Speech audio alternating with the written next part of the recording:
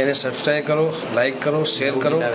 સ્વાગત છે મિત્રો તમારું આ વિડીયોમાં। મિત્રો તમે જાણતા જ હશો, ના જાણતા હોય તો તમે જણાવી દઉં કે આપણા બોટાદના બાપુ શ્રી દાનભા બાપુને એક કમલેશ જાદવ નામના વ્યક્તિએ પડકાર કર્યો હતો। 5 કરોડનું ઇનામ જાહેર કર્યું હતું કે શું આ સુરાપુરા ધામ ચમત્કાર કરી શકે છે, દાનભા બાપુ ચમત્કાર કરી શકે છે તો મારી સામે આવે અને 5 કરોડનું ઇનામ લઈ જાય તેવું તેમને પડકાર કર્યો હતો। મિત્રો તેમણે દાનભા બાપુને એક ચેલેન્જ આપી હોય તેવું આપણે માની શકીએ અને દાનભા બાપુએ પણ તેમની પ્રતિક્રિયામાં વળતો જવાબ આપ્યો હતો કે જેને પણ પારખા લેવા હોય તે આવી જાય મારા ભોળાદના ભાલમાં, મારા રાજાજી તેજાજીના આંગણે તેમને હું પારખા અને પરચા અને ચમત્કાર બધું જ બતાવીશ તેવું તેમને વળતો જવાબ આપ્યો હતો।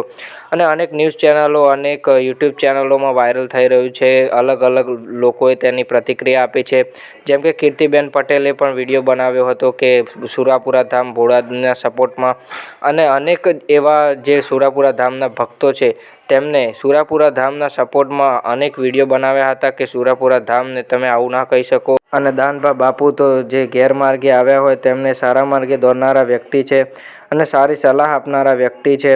4-5 દિવસથી આ વિવાદ ચાલી રહ્યો છે, તેમાં કમલેશ જાદવ નામનો વ્યક્તિ છે તેમને જ આ પડકાર અને આ ચેલેન્જ આપણા દાનભા બાપુને કરી હતી અને કોલ રેકોર્ડિંગ પણ વાયરલ થયું હતું, જેમાં આ ન્યૂઝ ચેનલવાળાએ કમલેશ જાદવને કોલ કર્યો હતો અને કમલેશ જાદવ તેની પ્રતિક્રિયામાં જવાબ આપી રહ્યા હતા કે હા મેં ચેલેન્જ કરી છે સુરાપુરા ધામને। અને કમલેશ જાદવ રેકોર્ડિંગમાં જણાવી રહ્યા છે કે તેમને ડિબેટ એક ન્યૂઝ ચેનલની કરવી જોઈએ અને ન્યૂઝ ચેનલની ડિબેટમાં દાનભા બાપુ બી મારી સમક્ષ આવે, દાનભા બાપુને હું કેટલાક સવાલો કરું અને દાનભા બાપુ ચમત્કાર કરી બતાવે તો હું માનું કે દાનભા બાપુ અને સુરાપુરા રાજાજી તેજાજી ધામ ભોળાદ એ સત્ય છે।